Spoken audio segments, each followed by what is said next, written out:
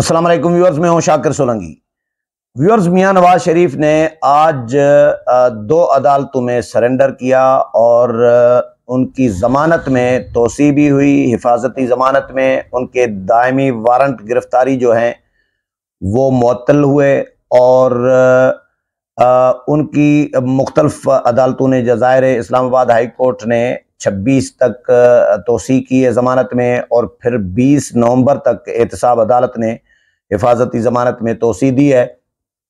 और इसके अलावा वारंट गिरफ्तारी भी उनके मुअत्तल हो गए, लेकिन जो उनकी जायदादों की जब्तगी का मामला था उस पर भी नेब को नोटिस जारी कर दिया है एहतसाब अदालत ने। और इसके अलावा मियाँ साहब ने आइंदा समाअतों के लिए हाज़ुरी से इस्तिस्ना की भी दरख्वास्त दायर कर दी है। इसके अलावा नेब से इस्लामाबाद हाई कोर्ट ने आज ये पूछा है कि अगर नेब परसू नहीं कर रहा इन मुकदमात को तो फिर रेफरेंस वापस ही क्यों नहीं ले रहा। ये तलवार लटकाए रखनी है एक्चुअली, जो मुझे समझ में आ रही होती है कि सियासतदानों के ऊपर तलवार लटकाए रखनी होती है ताकि वो कंट्रोल में, घोड़ा कंट्रोल में रहे और इनकी रस्सी जो है वो खींच के रखनी है ताकि मियां नवाज शरीफ कोई मतलब फिर से कोई एहतसाब की बात न करे या इस्टेब्लिशमेंट के ख़िलाफ़ कोई बयानिया न दे। जिस तरह मियां साहब ने जलसे में इस्टेब्लिशमेंट के ख़िलाफ़ बयानिया नहीं दिया, एहतियात बरत गए और एहतियात बरता और मियां साहब ने कहा कि उन्होंने बड़ा सब्र से आज काम लिया है और कोई ऐसी बात नहीं की जो उनको लगे कि ये नहीं कहने चाहिए थी। तो ये तलवार इसीलिए लटकाए रखनी होती है। चौधरी शुजात के खिलाफ मुझे पता है, याद है कि नेब का मुकदमा 20 साल चला था और 20 साल से ये मुकदमात वही चल रहे होते हैं। एक अदालत जमानत दे रही होती है, दूसरी अदालत मुस्तरद कर रही होती है, तीसरी अदालत फिर तीसरे रेफरेंस में तलब कर लेती है। तो ये इतने मुकदमात इनके खिलाफ, सियासतदानों के खिलाफ दायर करके रखे जा रहे होते हैं ताकि ये वक्त ज़रूरत बवक्त ज़रूरत काम आ सकें, सियासतदान अपनी मनमानी न कर सके, आज़ादी से सियासत न कर सके और इस्टेब्लिशमेंट पर उंगली न उठा सके, कंट्रोल में रहे, इस्टेब्लिशमेंट के फरमाबरदार रहे। ये इसी चक्कर में इन पे ये तलवार लटकाए रखनी होती है। तो आज मियाँ साहब को फिलहाल तोसी मिल गई है। बड़े प्रोटोकॉल में आए थे मियाँ साहब, कारकुनान की बड़ी तादाद आई थी, कमरे अदालत खचाखच भरा हुआ था। अदालत में इतने लोग थे कमरे अदालत में कि 300 से ज़ायद लोग बताया जा रहा है कि कमरे अदालत में मौजूद थे। बम डिस्पोजल स्क्वाड वाले चेकिंग करने से कासिर थे कि भाई वकला की तादाद इतनी है और नून लीग की वर्कर्स और रहनुमाओं की इतनी तादाद है। अता तारड़ को अदालती अमला रिक्वेस्ट करता रहा कि भाई अपने बंदों को बाहर निकाले, कोई एक बंदा निकलने के लिए तैयार नहीं थे। तो इस तरह डिले भी हुई समाअत और फिर कारकुनान ने बड़ी नारेबाजी भी की। मियाँ साहब का वालहाना इस्तकबाल भी हुआ। मियाँ साहब इस्लामाबाद टूल प्लाजा से, तरनोल से, बल्कि मियाँ साहब जो हैं वो बताया जा रहा है कि वो उनको प्रोटोकॉल में, इस्लामाबाद पुलिस का जो खुसूसी स्क्वाड है वो मियाँ साहब को प्रोटोकॉल में लाए अदालतों में। तो खबर में आपके साथ क्या कुछ हुआ, कहाँ कहाँ क्या कुछ हुआ, किस अदालत में, वो सारी पूरी डिटेल में आपके साथ शेयर कर देता हूँ। हाई कोर्ट ने दो रेफरेंस थे हाई कोर्ट में, अल अजीजिया और एवनफील्ड रेफरेंस। ये दो केसेस में मियाँ नवाज शरीफ की हिफाजती ज़मानत में 26 अक्टूबर की तोसी की गई है, यानी आज 24 थी, आज सरेंडर किया उन्होंने, तो 2 दिन की इसमें तोसी मिली है मियाँ साहब को। फिर एहतसाब अदालत के बाद एहतसाब अदालत में पहले पेश हुए, उसके बाद मियाँ साहब गए इस्लामाबाद हाई कोर्ट में, अल अजीजिया और एवनफील्ड रेफरेंस में पेश हुए। एहतसाब अदालत में इनका केस था तोशाखाना केस, जो आसिफ अली जरदारी से गाड़ी ली थी उनके दौर में। मियाँ साहब ने कम पैसों से, कम कीमत पर, जिस पर उनके खिलाफ मुकदमा बनाया गया, रेफरेंस बनाया गया, तो ये दोनों में। अच्छा, हाई कोर्ट के चीफ जस्टिस हैं आमिर फारूक और जस्टिस मियाँ गुल हसन औरंगजेब, इन्होंने समाअत की मियां नवाज शरीफ के वकील आजम नज़ीर तारड़ ने अदालत से हिफाजती ज़मानत में तोसी की दरख्वास्त की। नेब के प्रोसिक्यूटर जनरल भी अदालत के सामने पेश हुए और नेब के प्रोसिक्यूटर ने कहा कि जी अगर हिफाजती ज़मानत में तोसी कर दी जाए तो हमें कोई एतराज़ नहीं होगा। अदालत ने नेब प्रोसिक्यूटर से कहा कि शरीयत के तकाजे पूरे करते हुए दोबारा पूछते हैं कि क्या आप गिरफ्तार करना चाहते हैं नवाज शरीफ को, मुलजिम को, जिस पर उनका कहना था कि जी नहीं, गिरफ्तार करना नहीं चाहते, नहीं गिरफ्तार करना चाहते हम।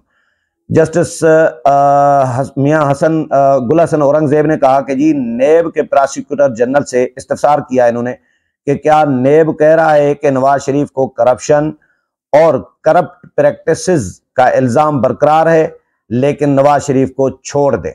यानी एक तरफ इल्ज़ाम करप्शन का भी बरकरार है और करप्ट प्रैक्टिसेस का भी बरकरार है लेकिन रिहा भी कर दिया जाए, ये नेब कह रहा है।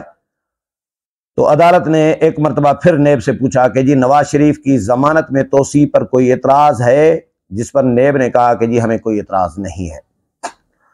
इस पर इससे कबल एहतसाब अदालत ने तोशाखाना केस में मियां नवाज शरीफ की दायमी उनके जो वारंट गिरफ्तारी थे वो मनसूख कर दिए और एहतसाब अदालत के जज मोहम्मद बशीर ने तोशाखाना रेफरेंस केस की समाअत की। एहतसाब अदालत ने जमानत मंजूर करते हुए मियां नवाज शरीफ को 10 लाख रुपए के जमानती मुचलके जो हैं जमा कराने का हुक्म दिया और जमानती मुचलके जमा कराए गए। उसके बाद उनको रिलीफ मिल गया। अच्छा, जमानती मुचलके जो हैं उनके लिए कहा जा रहा है कि डॉक्टर तारिक फजल चौधरी जो है नून लीग के इस्लामाबाद से साबिक वफाकी वजीर रहे हैं, इन्होंने तैयार कराए थे। अच्छा जी, मियां नवाज शरीफ की एवन फील्ड और अल अजीज़िया रेफरेंस में सज़ा के खिलाफ अपीलें बहाल करने की दरखास्तों पर समाअत हुई। अच्छा, नवाज शरीफ अदालत के सामने सरेंडर करने के लिए इस्लामाबाद हाई कोर्ट पहुंचे और अच्छा जी, अपीलें सज़ा के खिलाफ अपीलें बहाल करने की दरखास्तों पर बेंच तश्कील दिया गया है। चीफ जस्टिस आमिर फारूक और जस्टिस मियां गुल हसन औरंगजेब दरखास्तों की समाअत करेंगे।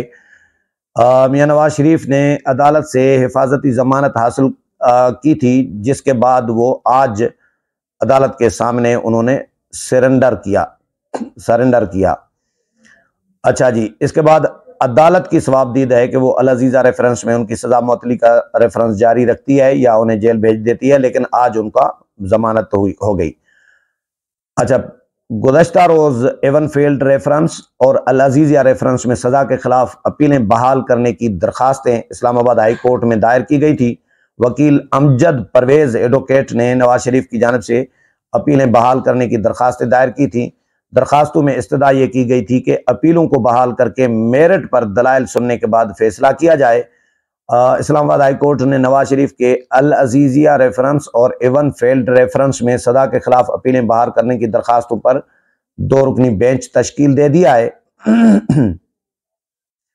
अच्छा जी, दरखास्तों में कहा गया था कि एवन फील्ड रेफरेंस में 6 जुलाई 2018 को गैर हाजिरी में सज़ा सुनाई गई। अहलिया लंदन में ज़ेर इलाज और वेंटिलेटर पे थी। फैसला सुनाने के ऐलान में ताखीर की इस्तदा की जो मंजूर न हुई। सज़ा का फैसला गैर हाजिरी में सुनाया गया था तो पाकिस्तान वापस आकर जेल का सामना किया और अपीलें दायर की। पेश न होने के बायस अपील अदम पैरवी पर खारिज हुई थी। दरखास्तों में मौक़िफ़ अपनाया गया है कि जी जानबूझकर नहीं, सेहत की खराबी के बायस अपीलों की पैरवी के लिए हाजिर नहीं हो सके थे, जमानत की रियायत का गलत इस्तेमाल नहीं किया, तिब्बी बुनियाद पर अदालत के सामने पेश नहीं हो सके, मेडिकल रिपोर्ट्स मुस्तकिल बुनियादों पर लाहौर हाई कोर्ट में जमा होती रही हैं। नवाज शरीफ एवन फील्ड और अल अजीज़िया रेफरेंस में सज़ा याफ्ता हैं और 10 साल तक अवामी ओहदे के लिए नाअहल हैं। नवाज शरीफ ने 21 अक्टूबर को 4 साल बाद वतन वापसी पर इस्लामाबाद एयरपोर्ट के लाउंज में अपने वकला से मुशावरत की और अपीलें बहाल करने के लिए दरखास्तों पर दस्तखत किए थे। अच्छा, इसके बाद मियां नवाज शरीफ ने अदालत ने जमानतें दी हैं। अब इन्होंने पंजाब गवर्नमेंट को भी दरख्वास्त दी कि अदालत में सरेंडर कर दिया है, तो लिहाजा पंजाब गवर्नमेंट की जिम्मेदारी थी, जाहिर है पकड़ के जेल में डालना था, लेकिन उन्होंने भी अदालत के फैसले की बुनियाद पर मियां नवाज शरीफ को यानी वो जो जमानत की जो तोसी है उसको पंजाब हुकूमत ने भी उसकी तोसी कर दी है। और पंजाब हुकूमत अब जाहिर है मियां साहब के खिलाफ जब अदालत कोई कार्रवाई नहीं करती तो फिर पंजाब हुकूमत भी नहीं करेगी। तो आज मियां नवाज शरीफ को जो मियां नवाज शरीफ ख्वाहिशात लेकर आए थे वो तमाम की तमाम जो दरख्वास्तें हैं वो उनकी मंजूर कर दी गई हैं कि जमानतों में तोसी, दायमी वारंट गिरफ्तारी मुअत्तल, और उनके जो इस्तिस्ना की दरख्वास्त है वो भी उन्होंने दे दी है, हाजिरी से इस्तिस्ना। और इसके अलावा मियां साहब की जो जायदादों की जब्तगी का मामला था उस पर भी नेब को नोटिस जारी कर दिए गए हैं। उम्मीद है प्रोग्राम पसंद आया होगा। अगले प्रोग्राम में फिर मुलाकात होगी, तब तक इजाजत चाहता हूँ। अल्लाह हाफिज।